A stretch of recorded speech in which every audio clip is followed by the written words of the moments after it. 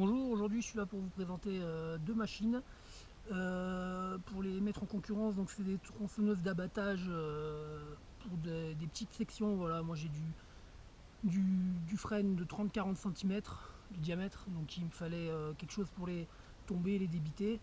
Je voulais pas partir dans des machines trop chères, donc à la base j'ai acheté ça, une Roxxon avec un guide de 50 cm. Parce que j'avais pas les moyens et l'envie de mettre 800 € dans une machine genre Husqvarna ou style. Donc voilà, ça je l'avais payé 60 € pour compris sur ces discounts, il y avait une promo, donc c'est vraiment pas cher.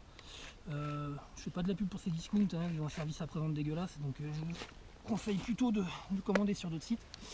Donc c'est une machine qui a un guide de 50 cm, voilà, 60 €.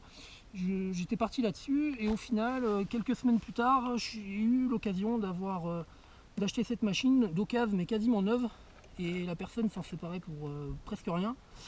Donc voilà, je l'ai payé 275 €, mais c'est une machine qui en coûte plutôt dans les 650-700 quoi.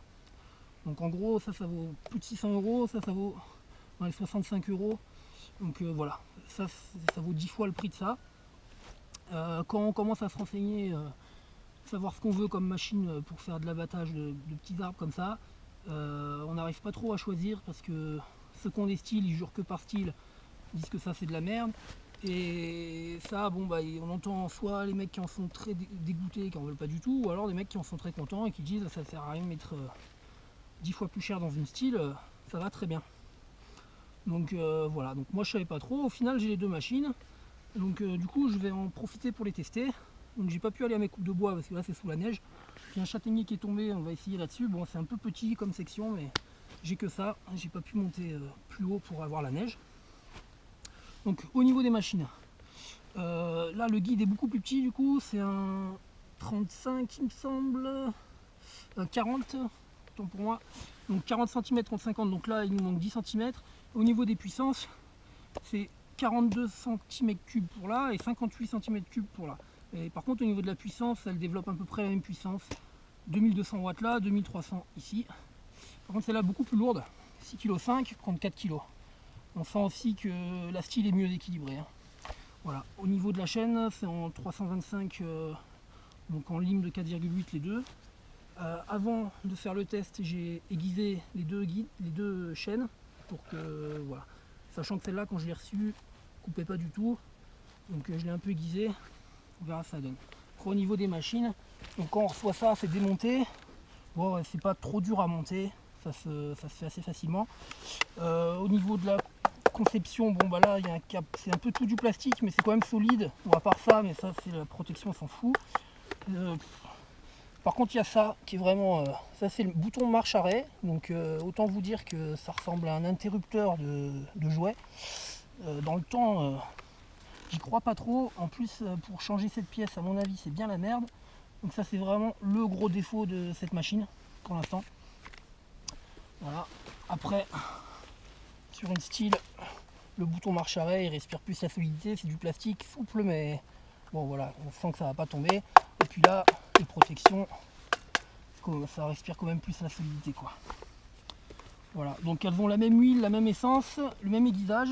Donc on va essayer là-dessus. Bon, le tronc est un peu dégueulasse, mais on fera avec. Allez, on va essayer de commencer par celle-là. Voilà. Le lanceur est très agréable.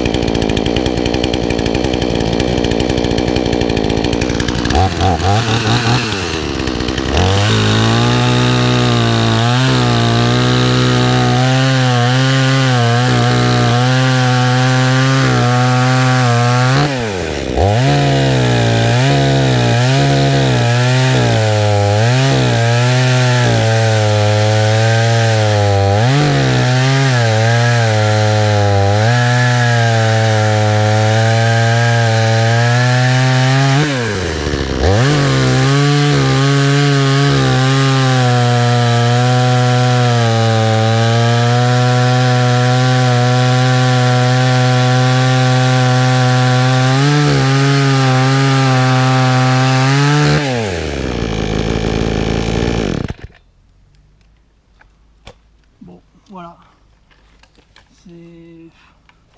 on va passer sur l'autre. Donc après au niveau de la prise en main, bon ça va. Voilà, je pense que la chaîne, même après l'avoir aiguisée, c'est pas fantastique. Quand on s'en sert un peu trop pendant une demi-heure, trois quarts d'heure, il y a une odeur d'huile de friture qui s'en dégage, c'est pas très rassurant. Bon bah à la longue je sais pas ce que ça donnera. On va passer à l'autre tronçonneuse.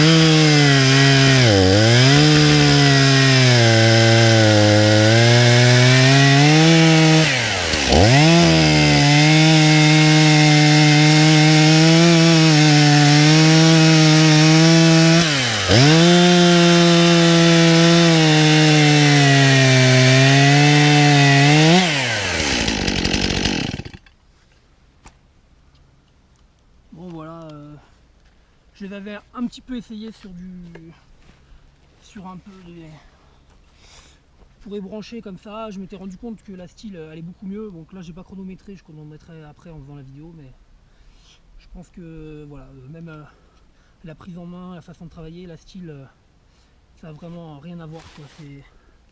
Je dirais pas que c'est 10 fois supérieur à la Roxxon, mais bon c'est bien 4 ou 5 fois plus agréable de travailler avec, on se sent plus en sécurité, ça va beaucoup plus vite. Donc voilà, la différence de prix elle se justifie vraiment. En plus bon bah la solidité dans le temps, je me fais pas trop d'illusions pour la Roxxon. Donc voilà, ce style de tronçonneuse je pense que c'est vraiment si vous avez juste un arbre à tomber, ou alors vous faites que 2 stères par an, voilà, usage très occasionnel, bah, pourquoi pas et faire des économies. Après si vous faites vraiment du bois, bah voilà, hein, il faut investir hein, malheureusement. Voilà, dans du style ou du Husqvarna. Voilà, je précise que je ne suis pas payé par une marque, hein, je fais ça vraiment parce que quand j'ai recherché les tronçonneuses, moi, j'ai pas trouvé de comparatif vraiment quoi. Voilà, comme je vous disais, il y a vraiment les gens qui disent il n'y a que style et Husqvarna qui vont après il y a une guerre entre style et Husqvarna, ça c'est encore autre chose, enfin entre les consommateurs en tout cas de style et de Husqvarna. Et Roxxon, voilà, il y a des gens qui disent ça sert à rien de mettre 10 fois le prix dans une style. Bah, à l'utilisation quand même, on sent la différence. Hein. Voilà. Donc bah, j'espère que ça vous aura aidé pour faire votre choix. Et voilà, au revoir.